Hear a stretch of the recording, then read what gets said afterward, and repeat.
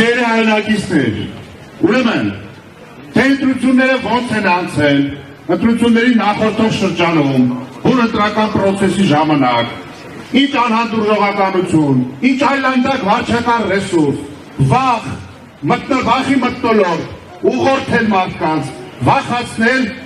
ծեծել, բիրտուշ կիրառել, նման ձևի այլանդակ և խայտառակ ընտրությունները չեն կարող տեղ ունենալ մեր իրականության մեջ։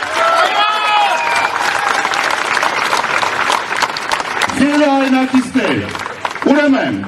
նայեք, սրանք ինչ են արել, 3 ընտրատաղամասերում պարզվեց, որ կան խնդրահարույց իրավիճակներ ժամը 20:00-ից հետո քվեարկության մասով։ Ուրեմն անցնում է 2 շաբթին, աղմուկից հետո լռություն, անցնում է 3 շաբթի, լռություն, սկսվում է ձայների վերահաշվար։ Մինչև այդ իրանք հասցրել էին Բարգավաճ Հայաստանի ձայները 4% անցող իջնելից իջեցնել։ Սկսվում է ձայների վերահաշվար։ Ձայների վերահաշվարկի արդյունքում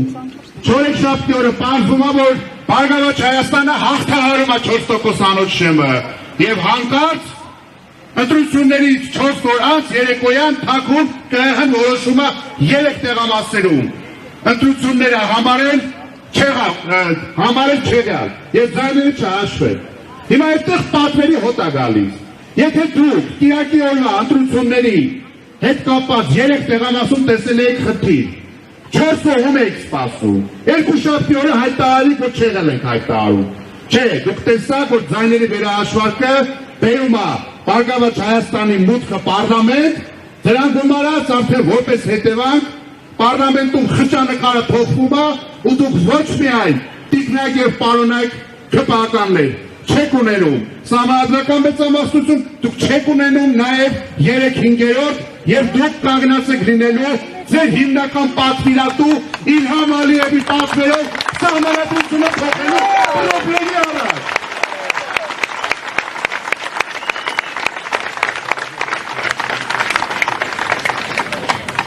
Այսեք, դուք թուրքի պատվեր կատարող եք, դուք թուրքի պատվերով թաքուն սահմանադրություն եք մշակել, դուք նախագիծ եք մշակել ու թաքուն եք պահում ժողովրդից, ինչի մի պարզ պատճառով, որովհետև դուք սահմանադրության մեջ արտացոլել եք բոլոր այդ պահանջները, ինչը հնչեցրել է Ալիևը, դուք ուրացել եք Հայաստանի անկախության հռչակագիրը, դուք ուրանում եք Մասիսարը, դուք ուրանում եք Եռագույնը, դուք ուրանում եք Արցախը, դուք ուրանում եք ցեղասպանությունը եւ որպես կանոն նման ուրացող իշխանությունները անխուսափելիորեն գնում են պատմության աղբանոց։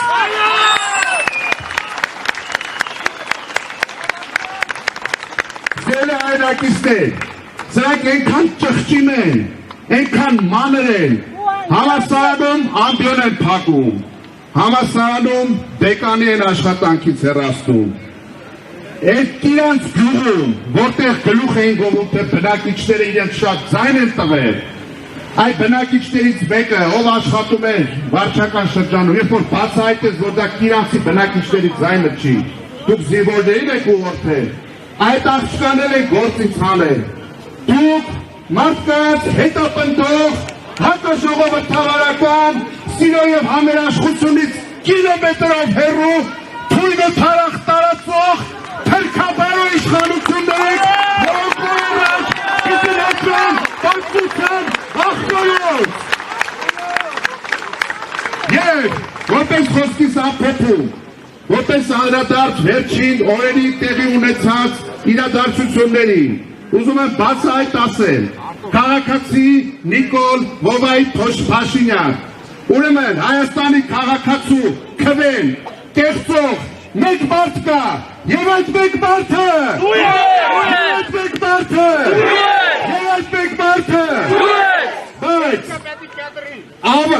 բայց երկրին մահ ու ավեր, տարածքային կորուստ, նվաստացում, անկում, անպատվություն, ներողություն, չեմ տրխոշտան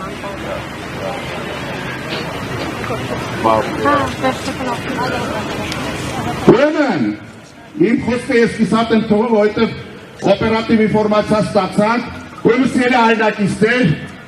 այս չստացված նկարիչները, այս պատվիրատուները,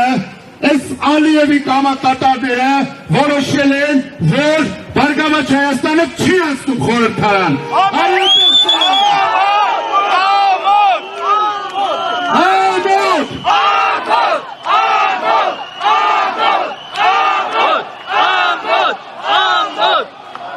Բայց ում ենք ամոթ ասում, սրանք որ ամոթ ունենային, երկիր ես վիճակում չէ լինի, սրանք որ ամոթ ունենային, եռաբլրում զոհերի ծնողներին գետին քաշ չէին տա, սրանք որ ամոթ ունենային, Ալիևի ասածները նույնությամբ չեն կրկնելու ստեղ, բայց ամփոփելով նախորդ հատվածի խոսքի իմ տրամաբանության մասով, ուրեմն քաղաքացի Նիկոլ Վովայի Փաշինյան սեր ու համերաշխություն ասելով իշխանության է եկել մեկ բառ, բայց իրականում ատելությունը դժտաբանք է տարածել էլի մեկ բառ, եւ այդ մեկ մարդը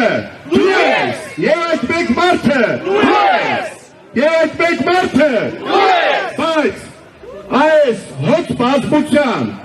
եւ օնլայն մեզ հետևող մեր հայրենակիցների ջանքերով կրկին իշխանությունից հեռանալու է մեկ մարդ, եւ այդ մեկ մարդը, եւ այդ մեկ մարդը